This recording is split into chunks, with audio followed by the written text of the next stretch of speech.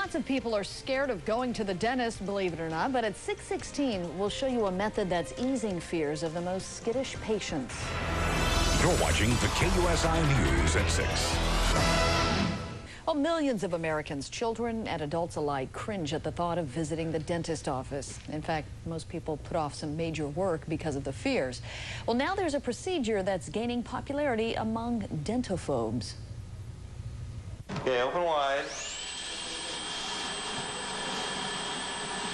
According to the Dental Association, 30 to 40 million Americans have some degree of dentophobia.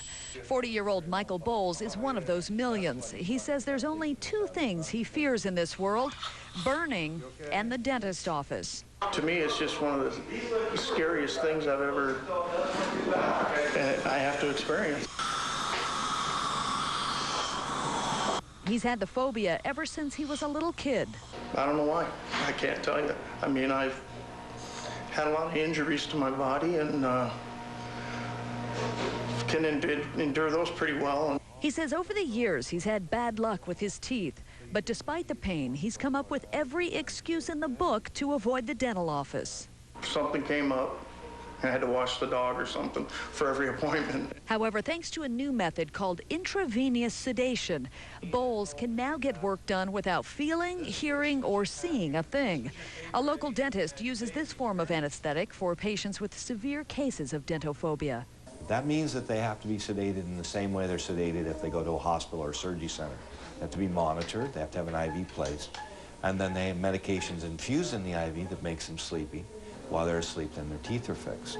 Dr. Wyndham Smith says most patients with the phobia put off their dental work for years. In fact, it can get so bad they develop dental diseases. As the years go by, the number of procedures becomes more and more, and their phobia gets worse. However, most patients can overcome their fears with some basic steps. Patients need to get to know their dentist, familiarize themselves with their dentist procedures and instruments used in their treatment. Also, prearrange a signal with your dentist ahead of time in case you experience pain during the procedure. And frequent visits to the dentist office can help to reinforce and maintain a patient's comfort level. And Dr. Wyndham Smith says that not everyone with dentophobia needs to be sedated. He says usually by just talking about their fears with the dentist can adjust or find a way to alleviate the patient's concerns. Well, what do you think of that, John? Huh? He's smiling big. Man, when I go to the dentist, give me that gas. I laugh my way through the whole thing. I'm fine.